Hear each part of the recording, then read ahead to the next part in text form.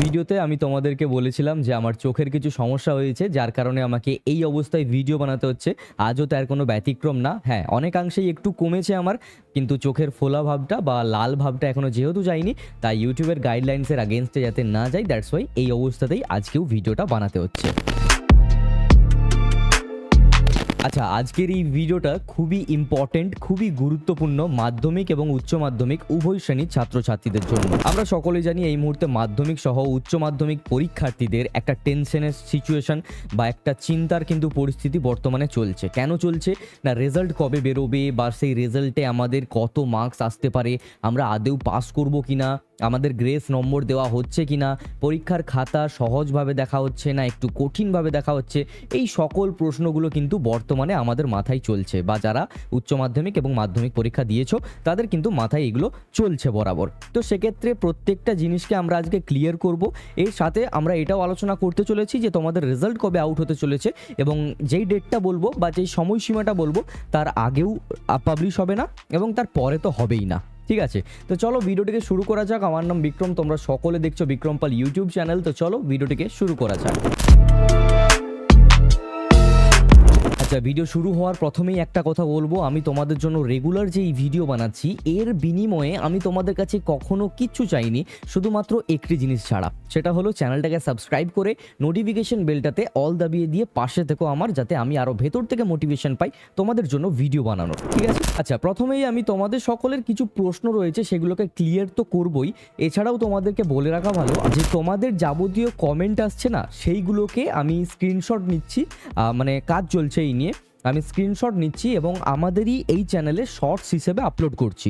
যেই কোয়েশ্চেনগুলো কমন বা অনেক স্টুডেন্টেরই এই সকল প্রবলেম রয়েছে, সেই সকল কোয়েশ্চেনগুলোকে নিয়ে আমি কিন্তু শর্টস ভিডিও বানানো শুরু করতে চলেছি। তো তোমরা সকলেই চ্যানেলের একটু শর্ট সেকশানে নজর রেখো। ঠিক আছে, অনেকের কোয়েশ্চেনই আমি কিন্তু অ্যান্সার ঠিক এইভাবেই দেবো বলে ভেবেছি। তোমাদেরও যদি কোনো ডাউটস থাকে, কোয়েশ্চেন থাকে, আমাকে কমেন্ট করতে পারো, যেগুলো খুব কমন বা যেগুলো সবথেকে বেশি প্রবলেম চলছে স্টুডেন্টের, আমি সেগুলোকে পিক করব এবং শর্টসে ভিডিও আপলোড করব।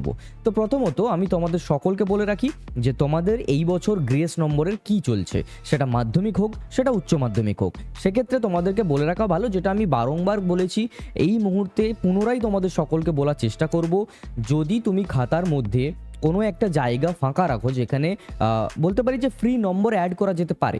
ঠিক আছে, কেউ হয়তো 3-4 নম্বরের জন্য ফেল করে যাচ্ছে, কেউ হয়তো 1-2 নম্বরের জন্য ফেল করে যাচ্ছে, সেক্ষেত্রে কি হবে, টিচাররা যাতে একটা জায়গাটুকু পায় যে হ্যাঁ এই স্টুডেন্টটাকে আমি এই জায়গায় একটু এক্সট্রা নম্বর দিয়ে দিতে পারি যাতে স্টুডেন্টটা পাস আউট করে যায়।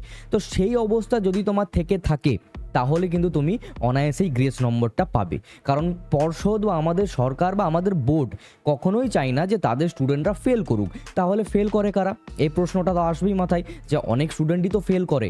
যদি পর্ষদ নাই চায় যে আমার স্টুডেন্টরা যাতে না ফেল করে, তাহলে ফেল কারা করছে? ফেল তারাই করে যারা শূন্য খাতা জমা দেয়। শূন্য খাতা বলতে আমি কি বলতে চেয়েছি, নাম রোল নাম্বারটা লিখে দিল, কি হয়তো বা 1-2টো প্রশ্ন টুকে দিল আর বিন্দু মাত্র কিছু লেখেনি, সেক্ষেত্রে তারা কিন্তু অবশ্যই ফেল করবে। এবার এই রকমও হতে পারে যে কেউ হয়তো 2-3 নম্বরের অ্যান্সার দিয়ে এসেছে, 5-6 নম্বরের অ্যান্সার দিয়ে এসেছে, সে কি কোনো অংশে পাস করতে পারবে? এটা ভাবার বিষয় না, কোনোভাবেই তাকে গ্রেস নম্বর তো দিয়ে পাস করানো সম্ভবই না। তো এই সকল স্টুডেন্টরা ফেল করবে এবং আশা করি বেশিরভাগ স্টুডেন্ট এই ভুলগুলোকে করেনি। ঠিক আছে, তো আশা করি তোমরা এটা ক্লিয়ার হতে পেরেছো যে তোমাদের গ্রেস নম্বর দেওয়া হচ্ছে কিনা এই বছর। প্রতি বছরই দেওয়া হয়, এই বছরও দেওয়া হবে। এইবারে তোমাদের একটা কথা বলে রাখা ভালো যে এই বছর পাসের হার কত, বা এই বছর যে আমাদের মানে খাতা চেকিং করা হচ্ছে সেটা সহজভাবে নাকি কঠিনভাবে। তো সেক্ষেত্রে বলে রাখা ভালো যে কোন খাতা ঠিক কীভাবে চেক আউট করা হচ্ছে সেটা আমি মাধ্যমিক নিয়ে ভিডিও বানিয়েছি। ঠিক আছে, তোমরা চাইলে চ্যানেলে ভিজিট করে ভিডিওগুলোকে একটু চেক আউট করে দেখতে পারো, সেখানে আমি বিস্তারিতভাবে আলোচনা করেছি।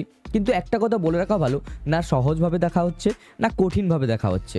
টিচাররা চাইছে যাতে স্টুডেন্টরা নম্বর পায়, কিন্তু হ্যাঁ যেখানে অ্যাকিউরেট অ্যান্সারের প্রয়োজন সেখানে যদি অ্যাকিউরেট অ্যান্সার না থাকে, ঠিক আছে, যেমন এসএকিউতে অ্যাকিউরেট অ্যান্সার যদি না থাকে সেক্ষেত্রে কিন্তু স্টুডেন্টদেরকে নাম্বার দেওয়া হচ্ছে না, সেখানে শূন্য দেওয়া হচ্ছে। ঠিক আছে, ওই পার্টিকুলার কোয়েশ্চেনে শূন্য দেওয়া হচ্ছে। আবার যেখানে বড় কোয়েশ্চেন রয়েছে সেখানে যদি একটু স্টুডেন্টরা বানিয়ে হোক বা যে কোনোভাবে যদি লিখে আসে না, তাকে নাম্বার দেওয়া হচ্ছে। তো বিষয়টা একটু ব্যালেন্সে চলছে, এমন না যে খুব সহজ করে দেখা হচ্ছে, আবার এমন না যে খুব কঠিন করে দেখা হচ্ছে।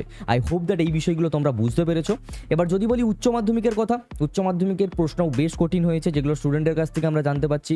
ইনফ্যাক্ট প্রশ্ন দেখে আমরা এটা বুঝতে পেরেছি যে মানটা একটু কঠিন রয়েছে। ঠিক আছে, তো যাই হোক, বিশেষ করে সায়েন্সের স্টুডেন্টদের জন্য ফিজিক্স কেমিস্ট্রি তাদের একটু বেশি খারাপ হয়েছে এক্সামিনেশন। কিন্তু আমি একটা কথা বলবো, চিন্তা করার কোনো কারণ নেই। যারা পাস নিয়ে ভাবছো, পাস করা নিয়ে চিন্তা করতে হবে না। তবে হ্যাঁ, একটা কথা বিষয় ভাবার খুবই উচিত। এবার এটা শোনার পর অনেকে হয়তো বা আমাকে খারাপ বা ভুল বুঝতে পারো, যে আমি একটা কথা বলবো, সায়েন্সে যদি শুধুমাত্র পাস আউট করো না সাবজেক্টগুলোতে, দেন ফিউচারে একটু প্রবলেম হতে পারে।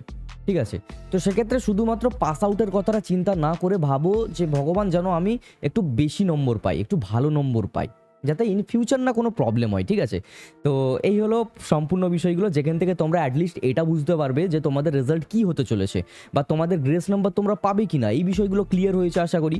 এরপরে আমি তোমাদেরকে ভিডিওর এন্ডিং টপিক বা ভিডিওর এন্ডিং সময়ে আমি তোমাদেরকে বলতে চলেছি যে তোমাদের রেজাল্ট কবে আউট হতে চলেছে। মূলত মাধ্যমিক পরীক্ষার যে রেজাল্ট 2025-এর, সেটা কিন্তু মে মাসের সেকেন্ড উইকের মধ্যেই দেওয়া হবে। ঠিক আছে, এটা কিন্তু একদম 100%। এবার যদি কথা বলি যে মাধ্যমিকের যখন রেজাল্ট আউট হবে সেটা তোমরা কিভাবে চেক আউট করবে, সেই বিষয় নিয়ে অলরেডি আমি ভিডিও বানিয়েছি। আই বাটনে গিয়ে ক্লিক করে দেখতে পারো, সেখানে কিন্তু বিস্তারিত আমি আলোচনা করেছি, তোমরা গিয়ে চেক আউট করতে পারো। একইভাবে যদি বলি উচ্চ মাধ্যমিকের কথা, উচ্চ মাধ্যমিকেরও কিন্তু একইভাবে আমরা বলতে পারি, মাধ্যমিকের রেজাল্ট আউট হয়ে যাওয়ার পর মে মাসের সেকেন্ড উইকে যখন রেজাল্ট আউট হবে, রেজাল্ট আউট হয়ে যাওয়ার পর 15 থেকে 20 দিনের মধ্যেই কিন্তু উচ্চ মাধ্যমিকেরও রেজাল্ট আউট হতে চলেছে 2025-এর। আই হোপ দ্যাট তোমাদের সকলের এই সকল বিষয়গুলো কিন্তু ক্লিয়ার হয়ে গেছে, আর এরপরে আর কোনো কিন্তু তোমাদের ডাউটস নেই।